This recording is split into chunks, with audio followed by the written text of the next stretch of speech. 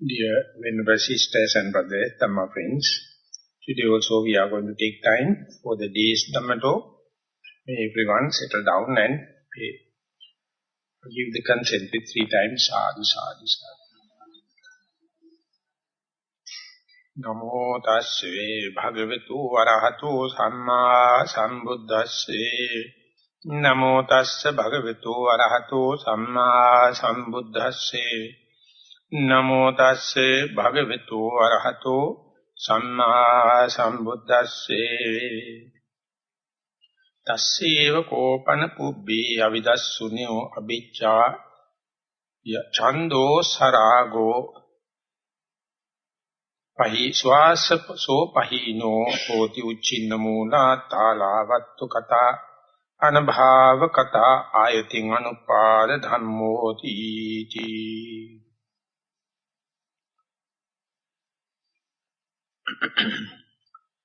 Dear Venerable Sisters and Brothers, Dhamma friends, so far we have gone through 11 talks and today is the 12th, today is the 11th, so far 10 talks, and through that we try to understand the mere recognition of the problem or diagnosis, and whenever that is quite successful, one will understand one's own positions or acquisitions, and for that positions or this acquisition, how much we are taking time, how much given the value, and ultimately going through so much of worries and frustrations.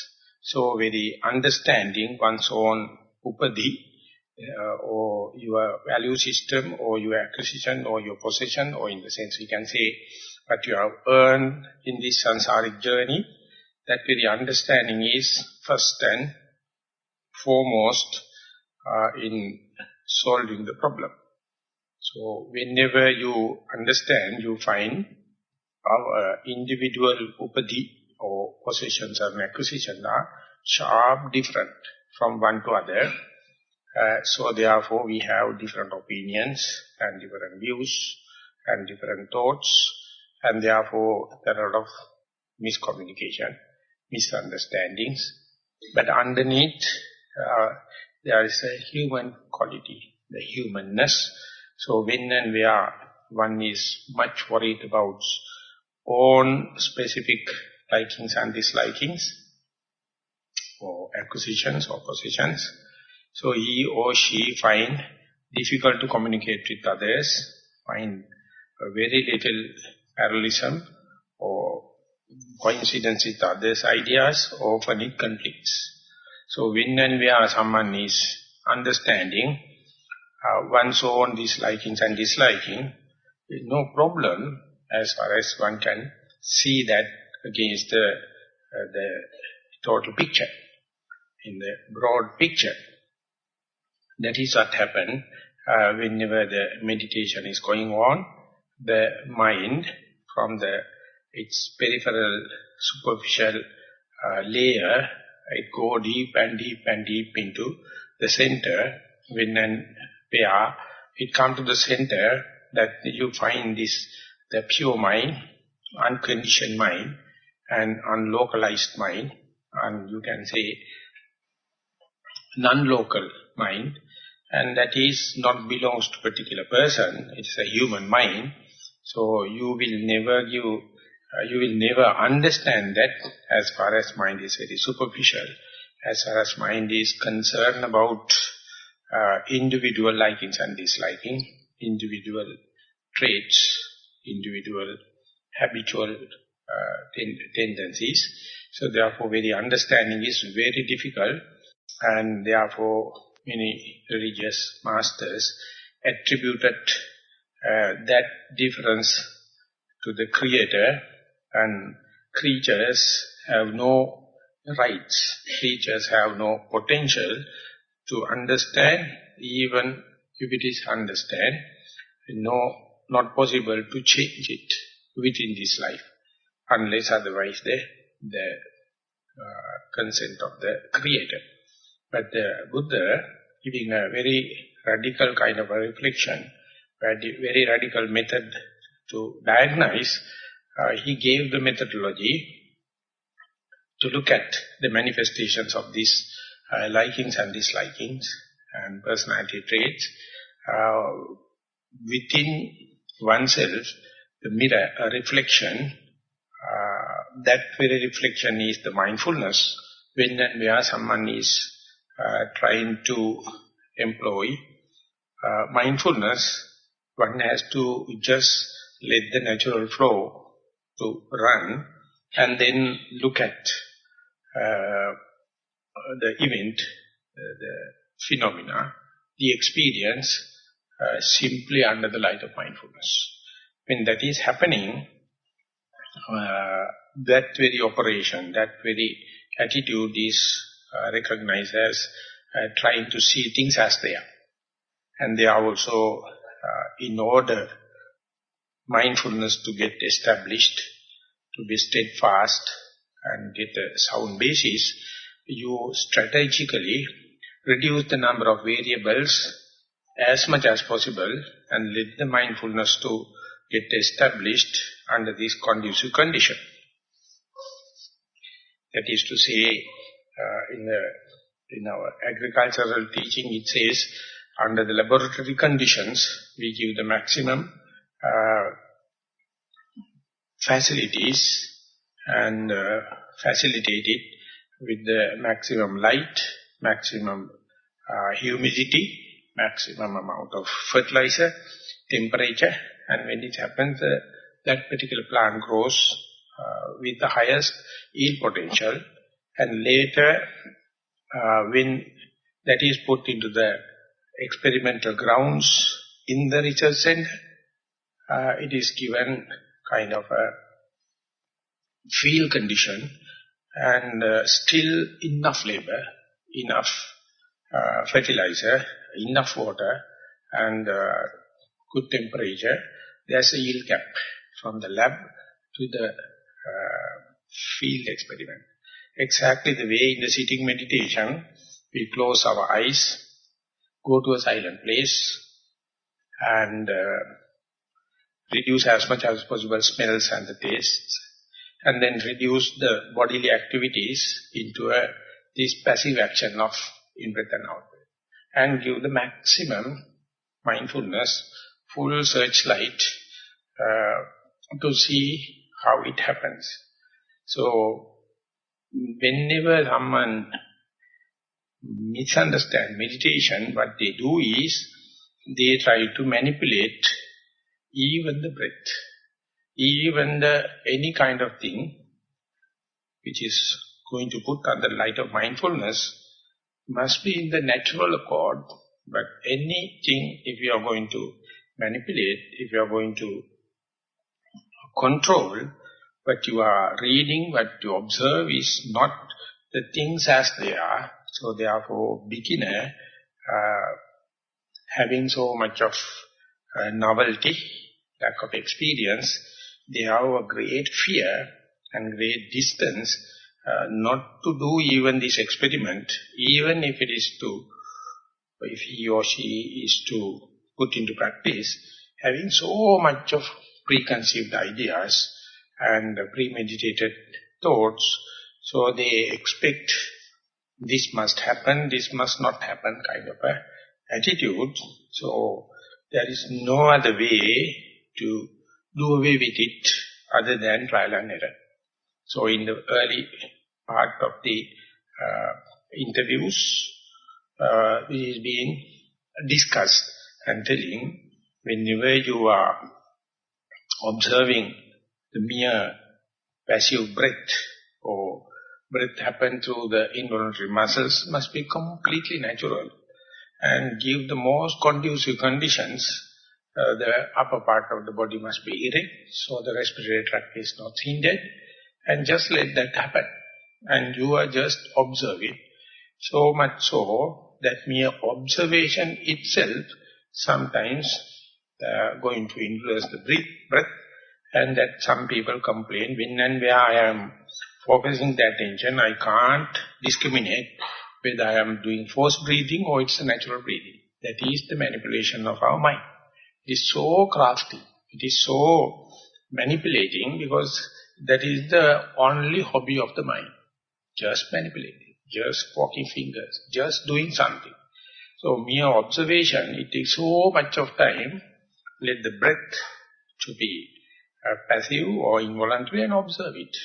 When you're observing, you can see you keep away the eye faculty or seeing or hearing faculty, hearing, smelling, tasting, and touch also reduced to the maximum. That is why selecting this sitting posture where you are not walking or doing any other complicated kind of postures, and with the alertness, in order to keep the alertness, is the best. So while keeping that, you try to understand how difficult even this one variable, that is voluntary, involuntary in-breath and out-breath, just observe. Because mind is jumping from one to the other, just like a mad monkey, and many consider it as one's own mistake or one's own lack of morality or bad karmic force, many attribution. Can't help. There is no other way. So one has to say, be patient. When and where the mindfulness is with a single variable, so as to say this in-breath and out-breath, try to keep the face-to-face with it and get as much as information in order to plunge into that, in order to penetrate into that, or promote its natural characteristics, intrinsic characteristics, personal characteristics. So it is like a subject.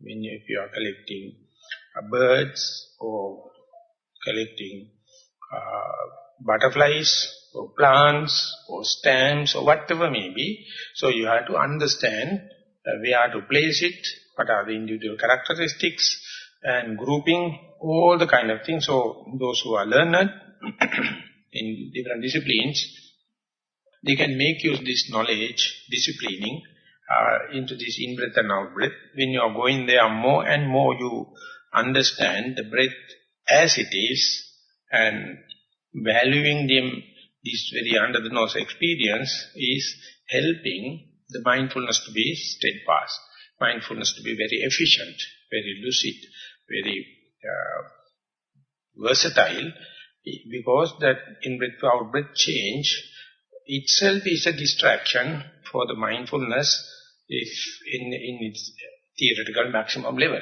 But now it is changing. So when it is going there, earlier you find the gross in-breath and out-breath, and then it becomes subtle. That means it is tamed, it is face-to-face. So when that happens, the Buddha instructs to see from the beginning to the middle to the end. Sabbakaya patisangvedi, asasi samiti sikkati, sabbakaya patisangvedi, asasi samiti sikkati. So one must understand when and where to plunge into, when and where to penetrate into.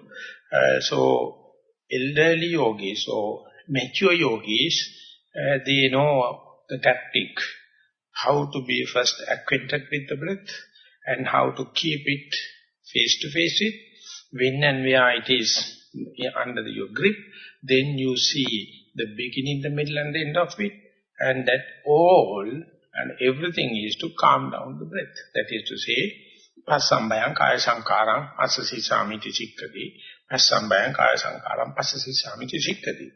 So now we are in the 11th day of the retreat, and in chronological order, if you are a beginner for this meditation, can see earlier to be face-to-face with the breath, to understand the beginning, the middle and end, you have to have so much of techniques, noting and do away with all the other wandering thoughts and daydreaming and fantasizing, and body also not much helpful.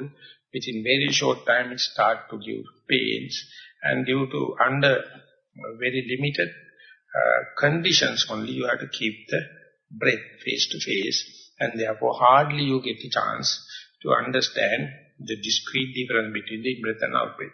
But when you are practicing again and again in a regular manner, day by day you can go into, and when you are understanding, you see, earlier you used to see the discrimination between the in-breath and out-breath. When if you are lucky enough to see the calming down, the subtle breath, it by itself, it is showing its common characteristics.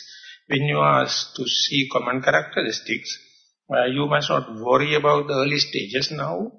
This is what you want, and you start to see what are the common characteristics of the in-breath and out-breath. You see they are changing nature again and again. One gives rise to the other, changing happen. Even though it appear like a nuisance for the steadfast mindfulness, or to develop the steadfast mindfulness, or to keep the continuity of the mindfulness, the mindfulness is not the end result. The end result is to see the changing nature. It's transient nature. What is arising just to pass away. And when this happens, whether it is a air element, that is the expansion, contraction and holding capacity, movements, or whether it's a heat and cold, or whether it's a hardness, softness like earth element, or fluidity or cohesiveness of the water element, whatever it may be, even though you try to catch it, even though you try to be friendly with it, even you want to have relationship with it, don't care. It is coming and showing and going. So, if your attention, if your priority is for the mindfulness, whatever the changing nature, you will continue the mindfulness without getting disheartened, without getting irritated. And more you train the mindfulness, what happens is, despite your steadfast mindfulness, the changing nature becomes very prominent, and ultimately it appears like the massaging your whole body and massaging your whole mind. It's a kind of a vibration. But still, the mindfulness is intact. And ultimately it goes to the no materiality as such, but even then, even go end up with this space, you find that still the mindfulness can continue. And then you try to understand, whenever there is nothing to see, nothing to note, nothing to observe, and still if the mindfulness is upright, if the mindfulness is steadfast, you see, you feel kind of monotonous and irritating, sometimes boring, sleepy kind of atmosphere.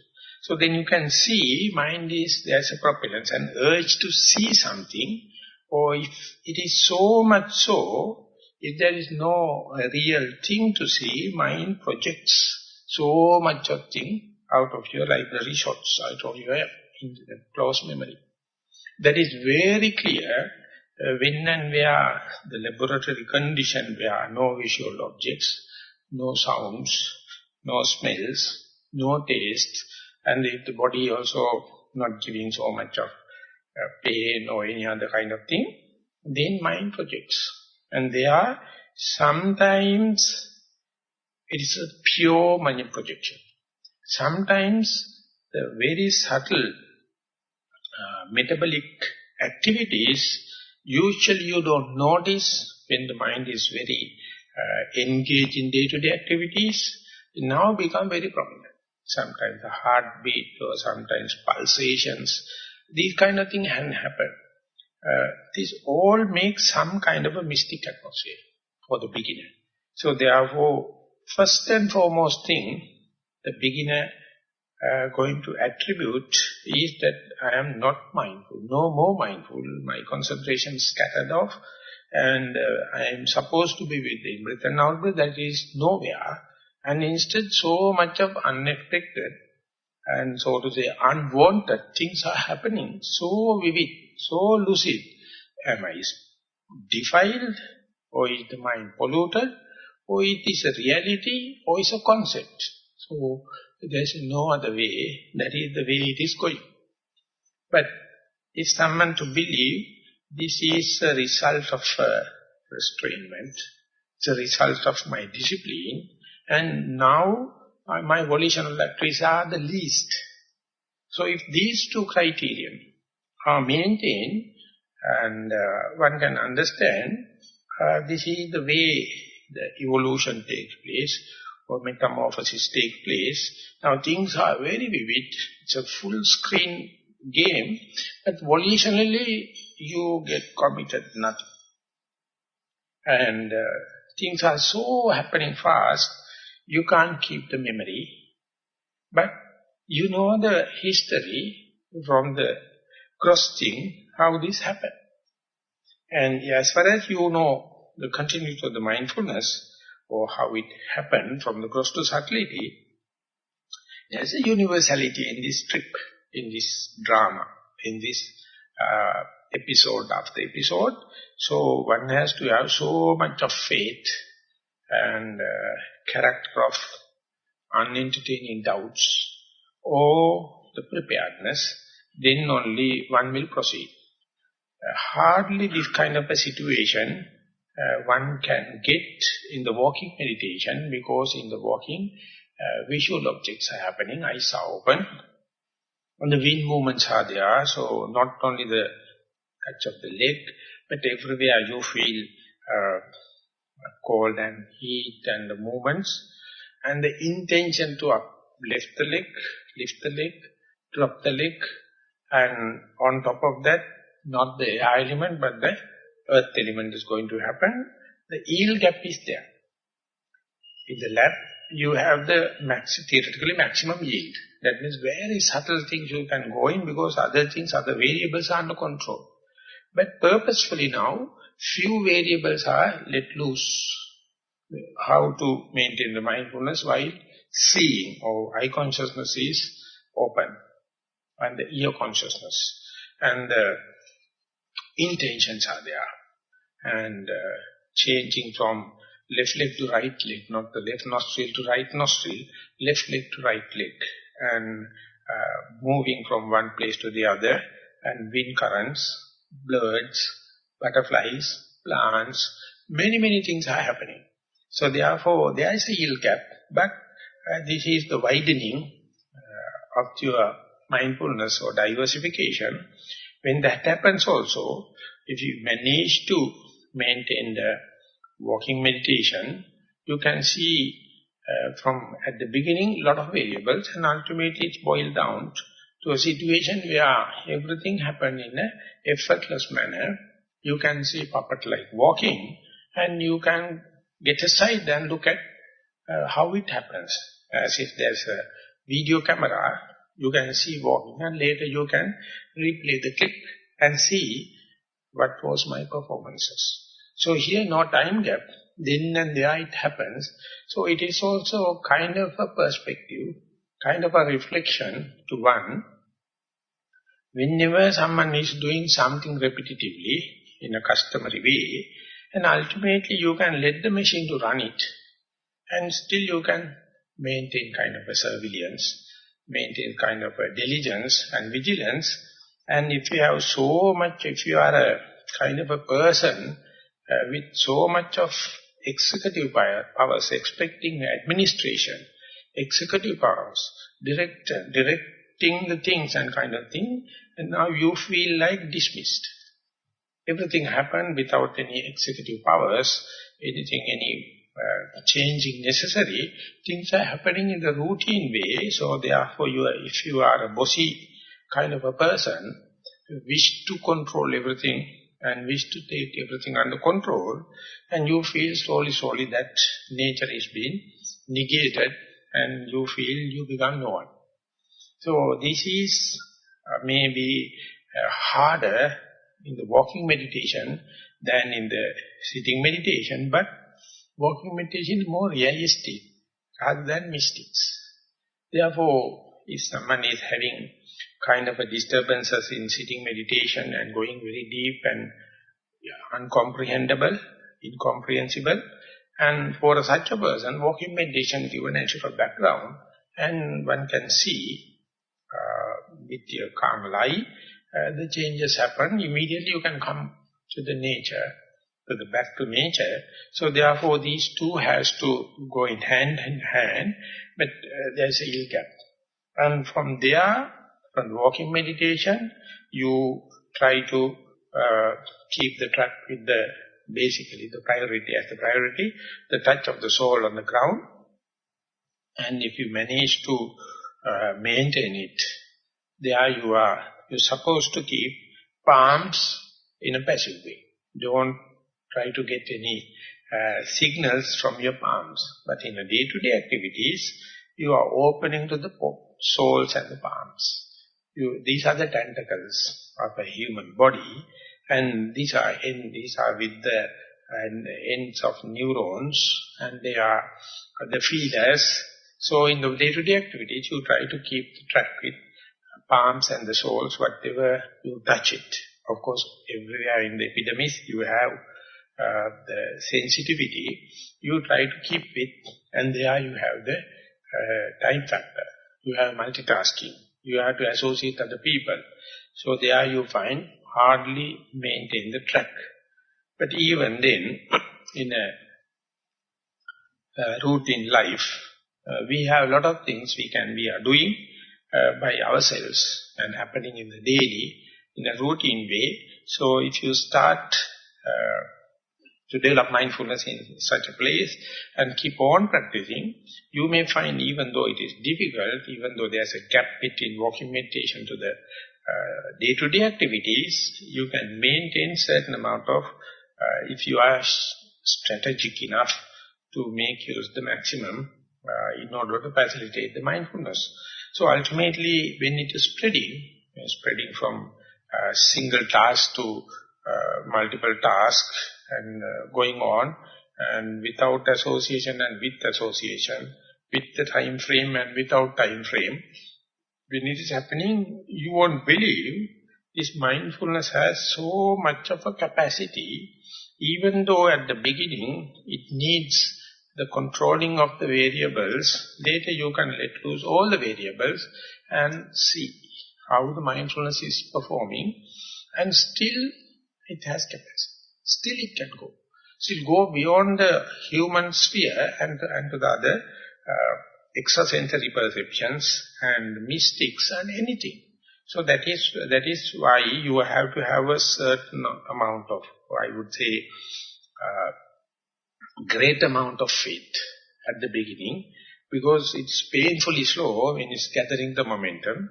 Once you go there, sitting, walking, and day-to-day activities, you can understand how your timetable is fixed. Even the center is going to give a timetable, you have your own timetable. It is to fulfill your acquisitions, your possessions, your likings and dislikings, your personality traits and your habits.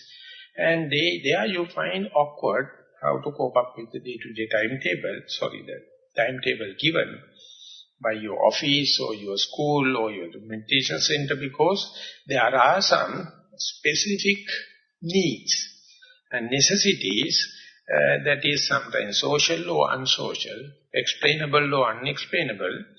They are referring to your possessions, your acquisitions, your likings and dislikings, your personality traits, your karmic forces, your habits. So they are now slowly getting revealed, come under the light of mindfulness.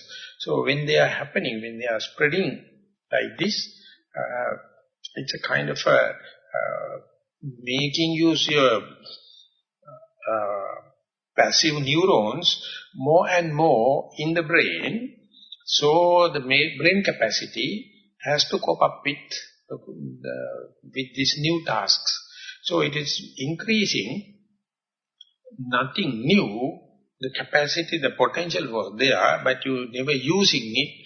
You thought that the omnipotent, omnipresent God or Buddha has to come and let you know who you are. And you ever expected this is to happen by a machine, or by a supreme being, or the greater other, whatever may be. Now you understand the mind which is trained never stops its capacity. It's ever increasing. When that is increasing, you, with respect to each and every encounter, with respect to each and every experience, phenomena, you try to see how I make it internalized, personified, and through these possessions, through these acquisitions, through your likings and disliking, through your personality traits, and you thought they are universal at the beginning. More and more the mindfulness come into being, you find they are personal. They are limited to your upbringing. It is limited to your karmic potential and many other things.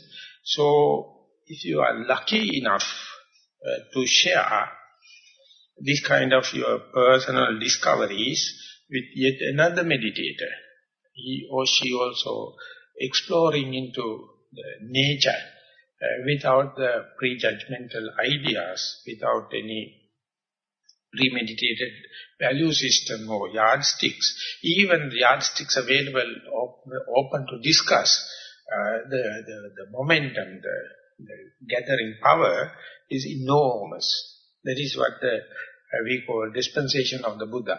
If there is no dispensation of the Buddha, you are so cornered and no one to share with. So ultimately you may find you are mad. Because all the others appear to be in the same code.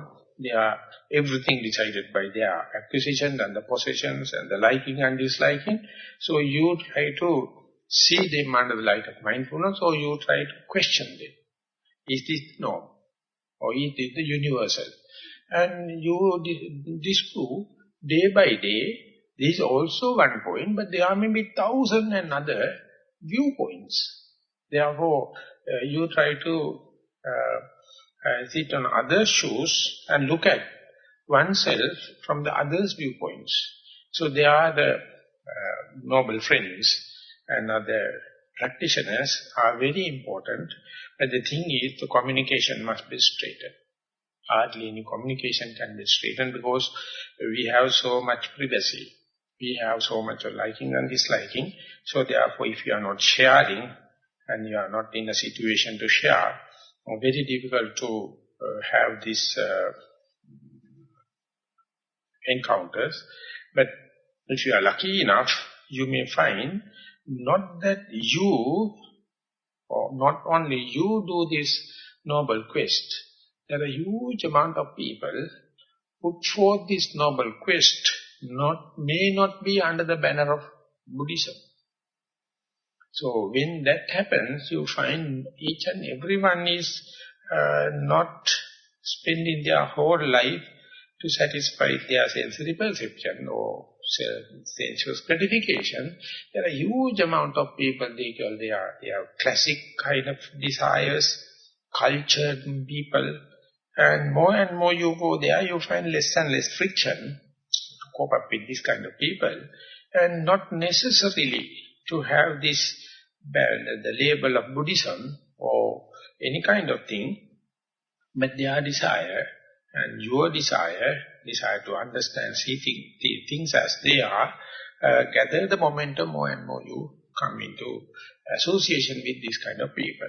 And then you can understand what are the qualities and what are the attitudes or support you expect from your true man or noble friend, and you must understand you also must have same qualities, otherwise you can't expect it.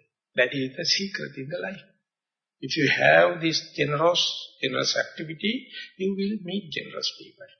If you have the kindness, you will see the kind people. If you have the broad-mindedness, you feel broad-mindedness. The bird of a feather flock together. So earlier they were just proverbs. They were just aesthetic sayings. But later things happen. So you have to understand more and more you to associate with these true people or noble friends, so much so you dissociate with the lowly kind of people or people disturbing the society, disturbing the nature. So therefore these things are happening in a gradual process, in a replacement, happening in the ethical way. That ethical thing, it is not under control, but more and more you take responsibility about the moral shame and the moral fear.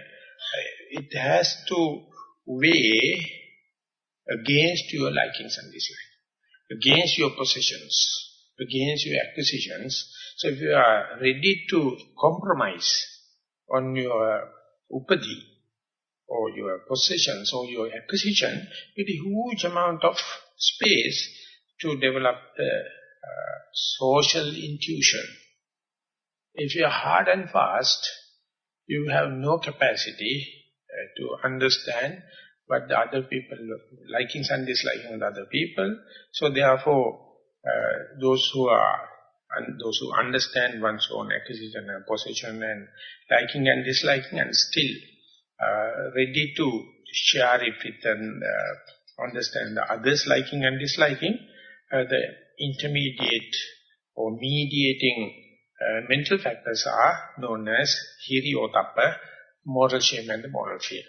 So this moral shame and moral fear, not the civilization of the human beings. The Buddha says this is the criterion to measure the divine beings. This is called Deva Dhamma. This is not limited to the human world. It belongs to the celestial beings. And it's called Sukha Dhamma. They are white in the color. They never absorb heat. When the cricket players play in the broad daylight, they wear white suit because they do not wish to absorb dark, the heat, which is usually attributed to the dark colors. So, if you are dark, you are supposed to absorb. But if you are in the white clothes, Sukha Dhamma, there is also and Lokapalaka Dhamma. So we have international organizations. They are talking about constitution and human rights and a standard for this thing. But each and every individual of these big organizations have no any oath to say, I have my single moral shame and the moral fear. Sometimes shameless fellows. And they get together and put forth laws and regulations in order to prevent their prestige and to take the poor lot under their control. So therefore, person who do not have the moral responsibility, moral shame and the moral fear, they are biased people, they are unwise people, unfair people, and this whole lot is a good category. They are concerned about the others' benefits, good, but they are not qualified. They don't have moral shame and the moral fear. And many people will say, if you have to win the cheap popularity, your basic qualification must be, you must be a shameless fellow, fearless fellow. Otherwise you can't go forward.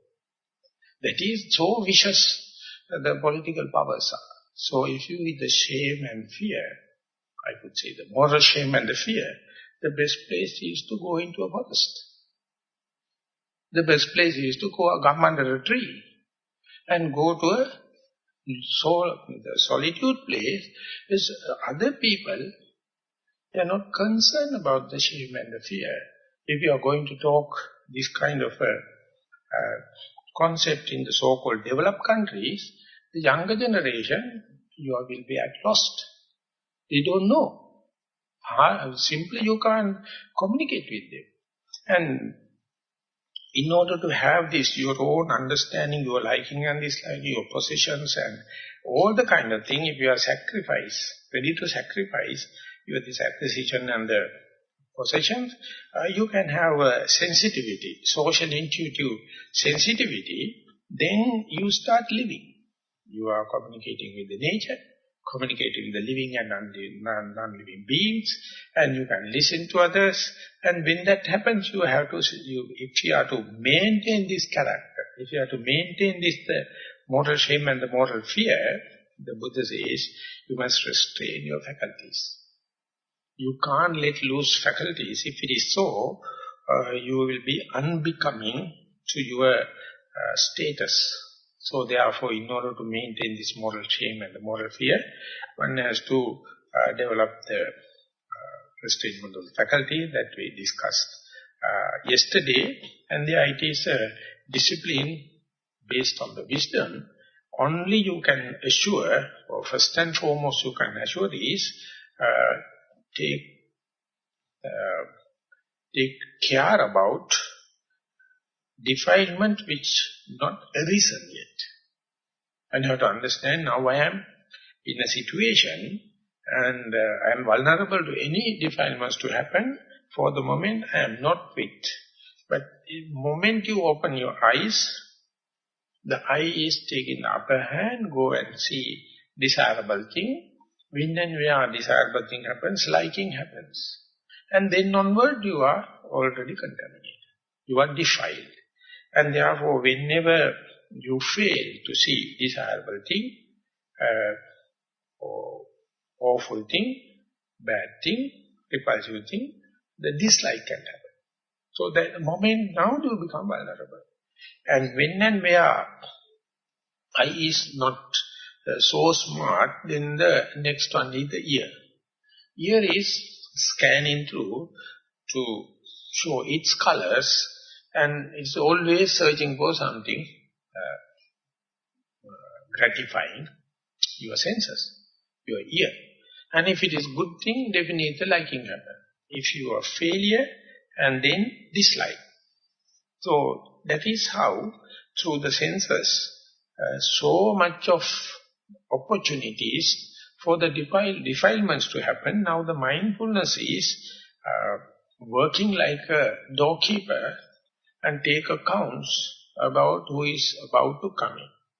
Will that visitor will be a danger to the king? There is a screen.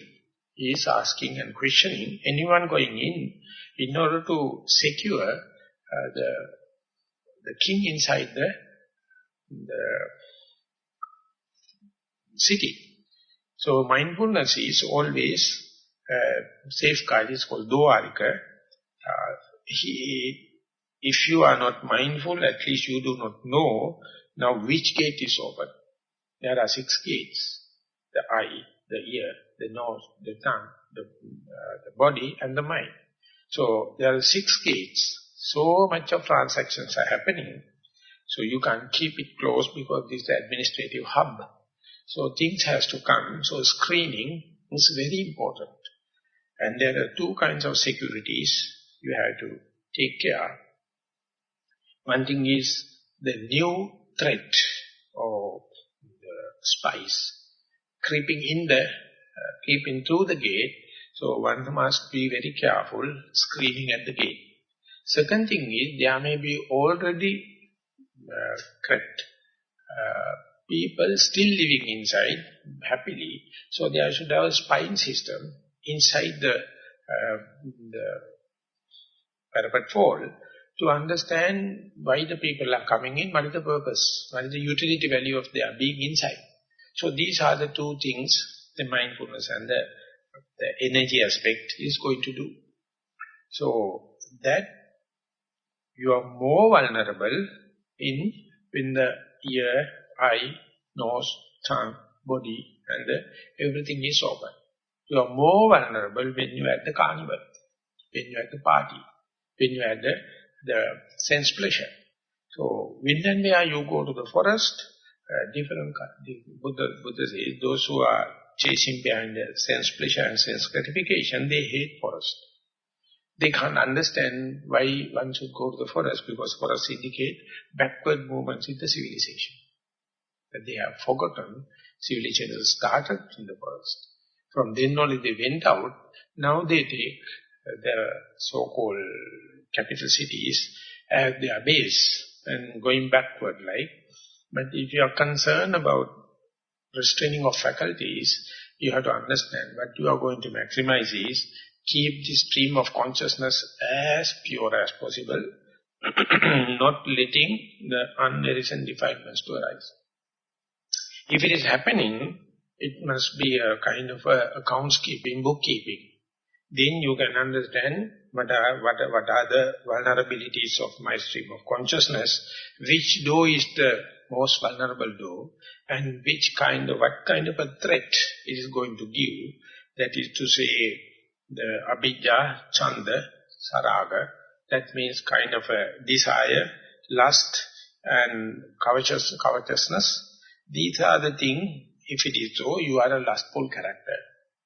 So after a long time, you may find 2-3 people go into a carnival. One person is more vulnerable to the lust. The other person will be hateful character. Other person to the ignorant. So 3 people give 3 accounts about this carnival. So if you are interested in, you have to take care or bookkeeping on the each and every door. But the thing is, it is a task. It is a task. Even if you are mindful, when you are doing in the multitasking, so much of sensuous impingements, avenued, creeping through your senses. So therefore, person who do not have any kind of acquaintance with the mindfulness and the develop mindfulness, is simply categorize this as an impossibility. It is such a tricky thing. But the Buddha, he says, even if you have 6 sense doors, and each and everything may have either likings or disliking or ignorance, there's 18 combinations, one donkey at a time. So therefore all the 18s are not working. If you are defiled or if you are restraining the eye faculty, or if your eye faculty is the one functioning, that it has its topical, epical dominancy, so it take care about the ear. It never allow the ear to open to the sounds, and the nose, the tongue, the body. So therefore, mere understanding I am a seer, it serves 2 purposes. One thing is, you can take account of bookkeeping, what is happening in this counter, in this door, in this faculty, and you are assured, as far as you are in the ear door, as far as you are in the eye door, ear door is completely null and void. The nose, the tongue, the body. So do not to worry about that, as far as your attention is in the eye.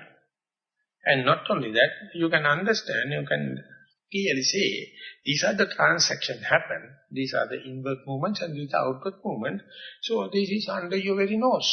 And accordingly, analyzing, you can see, they are more conducive for the desire, or lust, or covetousness, or it is for the hatred, or ill will, or anger. Or, I don't know what happened. I don't know, I am very bored. I am very frustrated, I am very monotonous, and bewilderment can happen.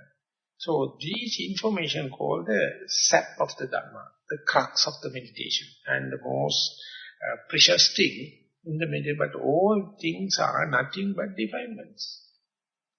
You have accounts of nothing but the defilement, but it's so clear, so true to type, so under your nose, verily you know, I develop kind of a desire through eye door. I develop kind of a hateful thing through the ear door. I develop kind of a ignorant to the other door. And these things no one believe as the most important thing to get the liberation from these defilements. So instead they think they should have a machine or gadget to measure how much the lust came through my eye door.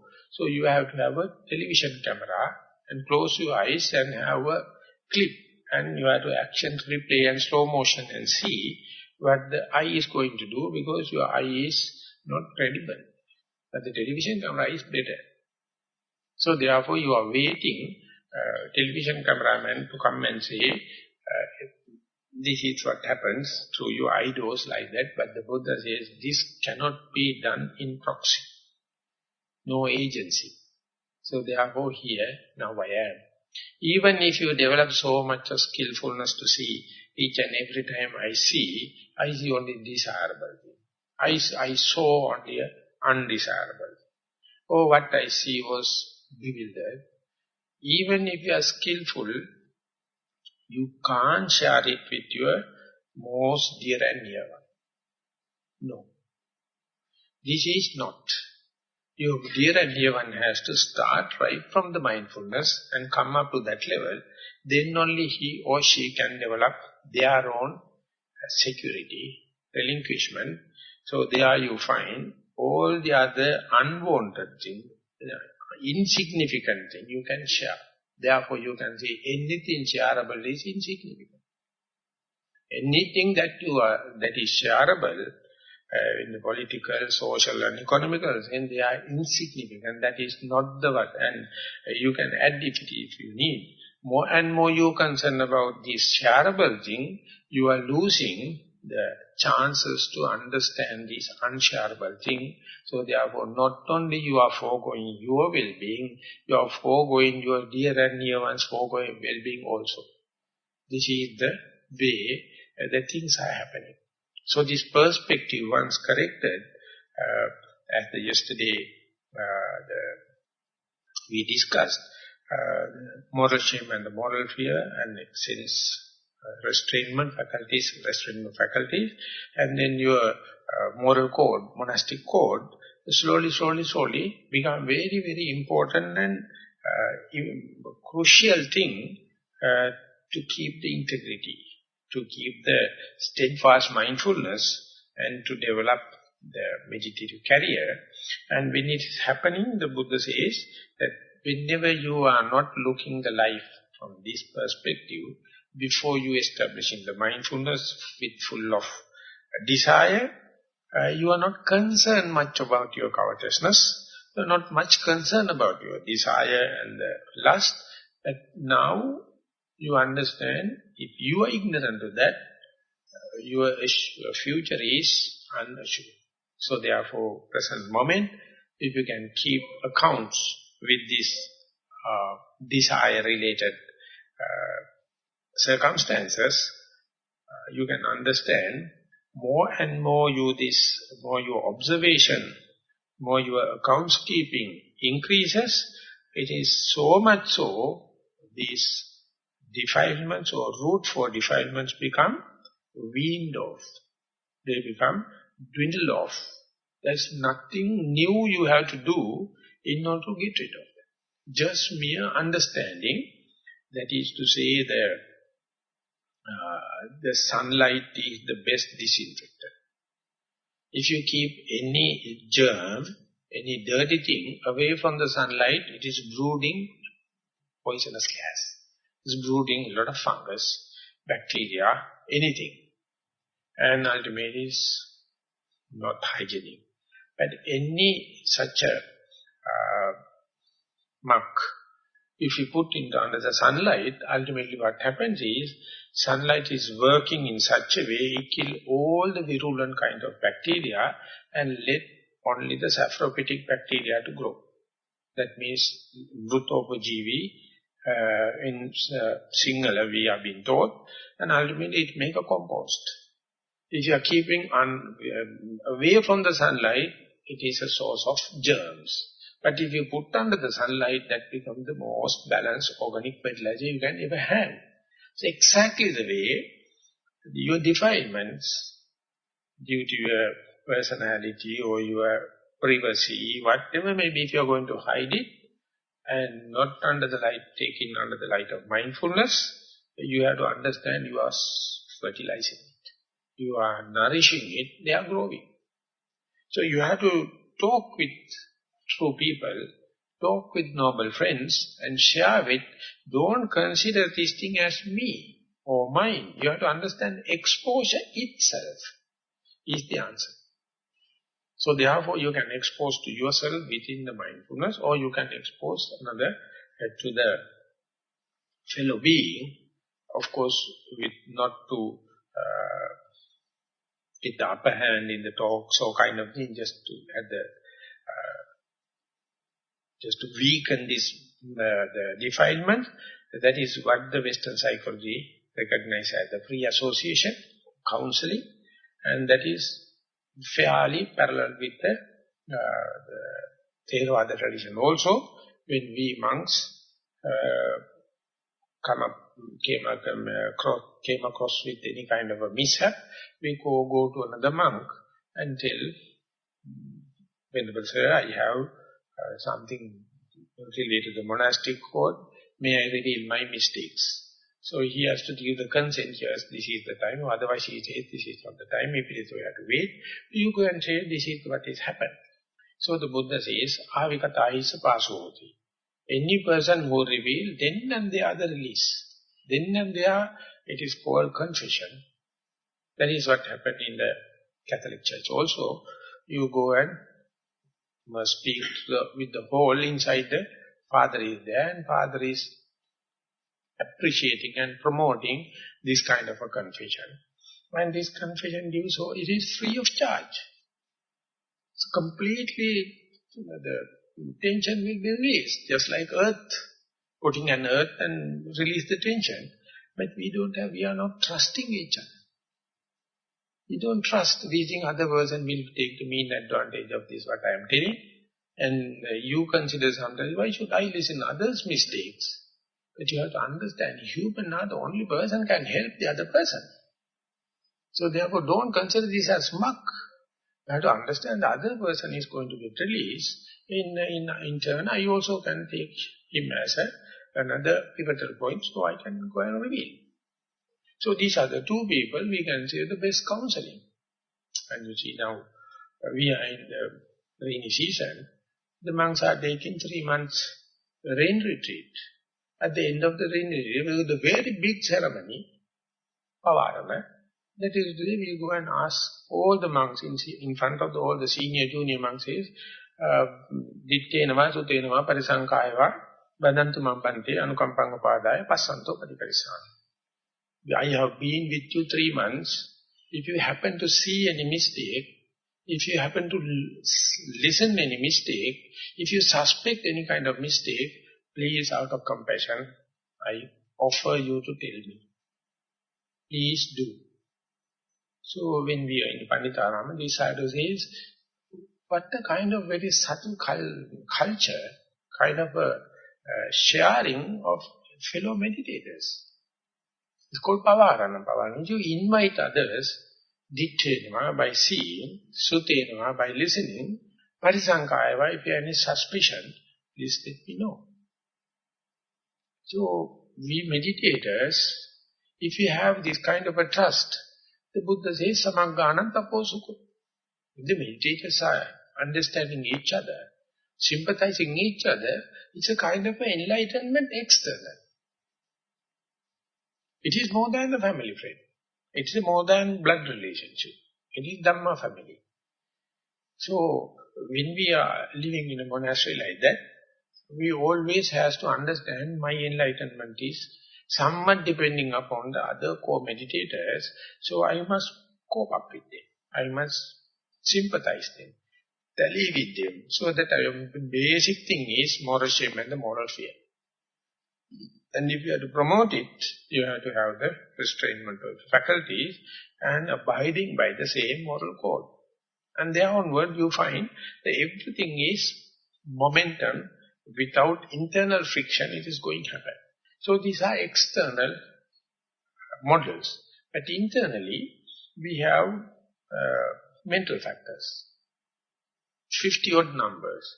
They are fragmented. They are split. They are fighting each other. Never, even in a split second, they are parallel. Whenever it is parallel, it shows Aryo Upasamo, which is the noble peace. It cannot. You think it is due to the other people. No. Our mental factors are always fighting each other.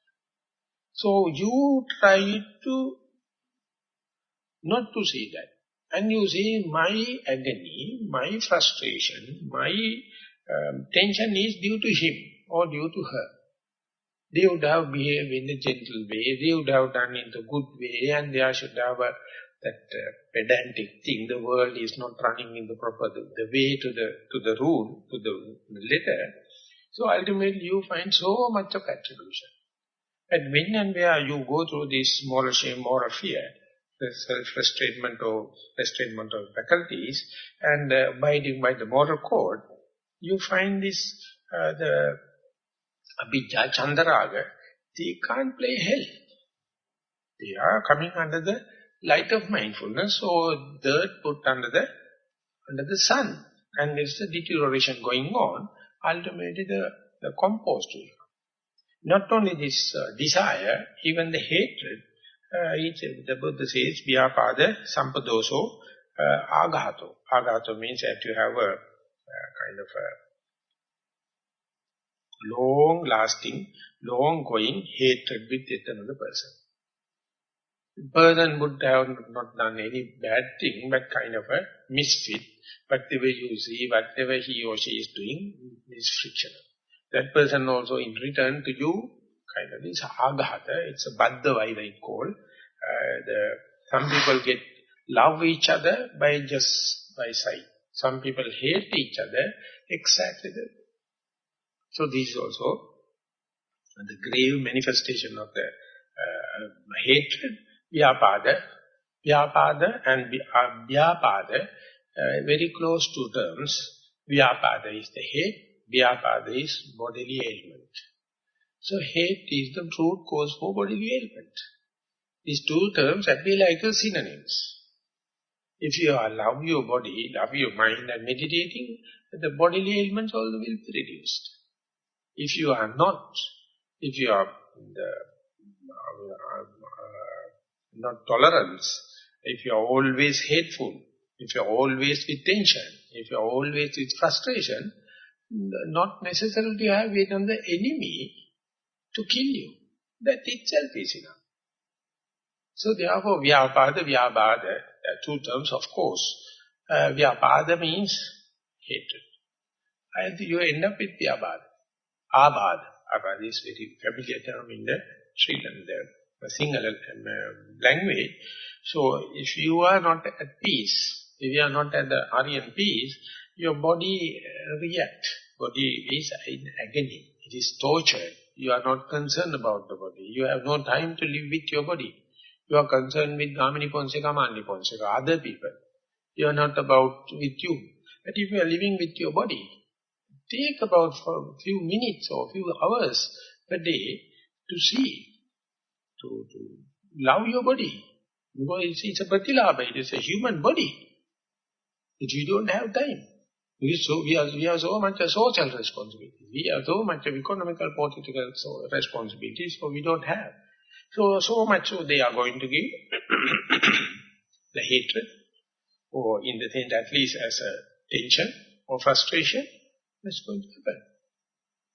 They have done a social survey technique to see the working class in the Sri Lankan society, and they have found at the present day between from 20, we'll say 55 years, the work class, and they say the amount of responsibilities, amount of the weight they have, never they found in the history of Sinhalese.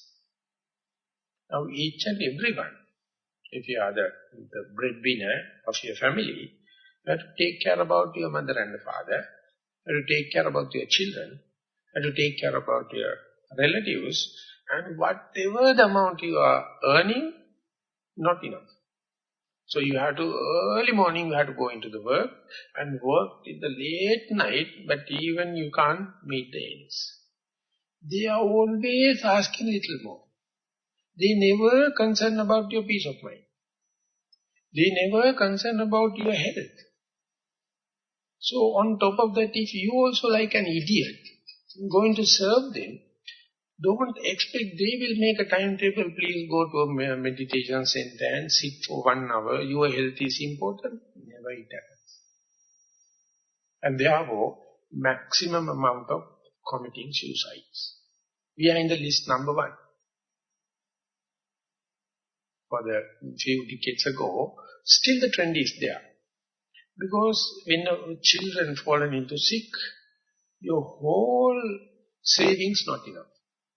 Because now the medical bill. And your father or mother going to fall sick. Earlier, in my family, we had 11 children. So my father going to say, when the visitors come, I have 11, if one child is going to die, I don't care. So we are inside the house, we can hear. He is sharing with the visitors. And if we are falling with sick, he will get a stick and whack the fellow, telling that I am earning something, you out of it, all the kind of go and knock you, break your hands and kind of thing, I have no time for you, mind your business. So can you do with your children now? No, because you have only one child, or 2 children, and if a pimple going to happen, enough. You suspect that is skin cancer, and you have to go to the best specialist. You have to get the first number, and go for all the kind of thing. And the patient will be cured, but the person who is paying the bill will be fallen into sickness when you come out from the hospital. This is what happened. So therefore, who is going to think about the well-being of this working class? Can the government do it? Never. They are sucking. They are exploiting. So therefore, ultimate answer is committing suicide. So there is at least knowing that if you are the breadwinner, keep out about 30 minutes per day to look into you. Then you can see what a kind of a task you have taken. Can there be any end? Are you sure that you are going to end up with a very peaceful death? More and more you get engaged, more and you macerated. More and more you will the uncertainties. So if you are going to keep accounts, these are what you call acquisitions. These are what you call possessions. These are what you call we earn through our life. But will they take care about your well-being? So therefore, when and where you are going to understand due to this kind of thing, how much daily unwanted desire, unwanted hatred and unwanted bewilderment I am undergoing, and instead, if you profess the utility value, live in a moderate life, don't go for luxuries, don't go for consumerization, do for utilities, and then you may find you become quickly unpopular. They will think they are fine to have theoretical answers. We must have the maximum, because the neighbor is having the better one. That is only theory. So if you are going to do, you will understand, you are not only giving a life example or a role model, you also find a peace of mind, because when and where the desire arises, you can understand it is due to my sensual gratification, or I am going to be happy, I am planning for my clan or my dear and near ones, or am I due to the disappointment due to lack of facilities, all the kind of thing come into being. That very understanding, that very observation, that very face-to-face with them itself is enough. So therefore, towards the end of the meditation, you will say the majority task is finished. And now the accounts are coming. So you have to just keep accounts and look the reports in your bookkeeping. And ultimately you find that you are the very culprit, those who have given the momentum for bad trends and the defilements. And how much you have done, no problem. Now you can have a new thought, new fresh life, and reconsider. And ultimately, slowly, not immediately, slowly you find kind of a peace. It's a noble peace, It's how do you call, come from the truth, a realistic thing, not by imagining, not by kind of mystic things, not based upon the hallucinations. So when it happens, the Buddha says, ultimately you come to the noble peace, supreme noble peace, not to have reached yet the maximum, but to know the art. Slowly, slowly you come to know the art. So by itself it's a very appeasing, very giving contentment. And when you see yet another person in the same caliber, you see what a lucky life, how nice, how lucky my eyes are, how lucky my ears are, how lucky my nose, tongue, the body, because there are some people amidst of all these people chasing behind the sense pleasure. While the majorities are running, you find yet another person. So that is how we become a role model for others, and we take the role model of the others and sharing each other, not taking this task as impossibility, but you have to earn your own qualifications. When the qualifications are earning, slowly, slowly you shifted to the least frictional path and listen to the more and more to the comfort zone.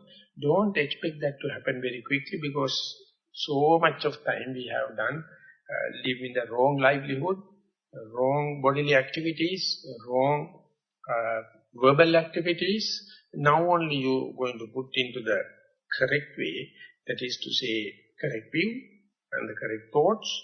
And with the help of the correct view and the correct thoughts, now you can slowly, slowly bring the verbal or talkings and samma vacha come under little control. Samma kammanta, your bodily activities, and your samma ajiva, your livelihood. So they take time.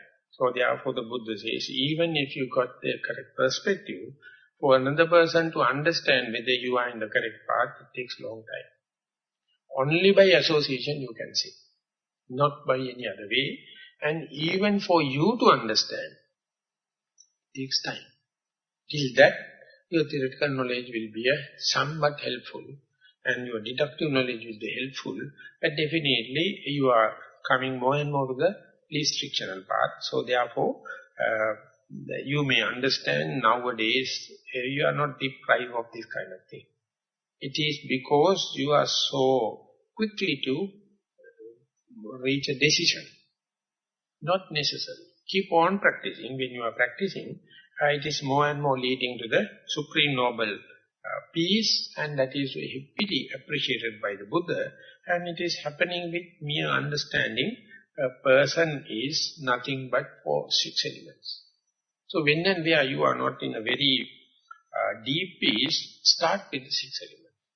And when it is leading, slowly, slowly, ultimately, it is ending to the peace. So therefore, understand your orientation and see what is the next gear you have to apply. At the beginning, of course, teachers and other advanced yogis may show role models. Later you will understand, and you have to apply appropriate technology.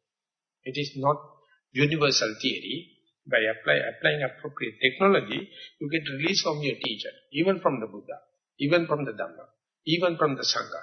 And you trust your sila, your own sila, it is growing.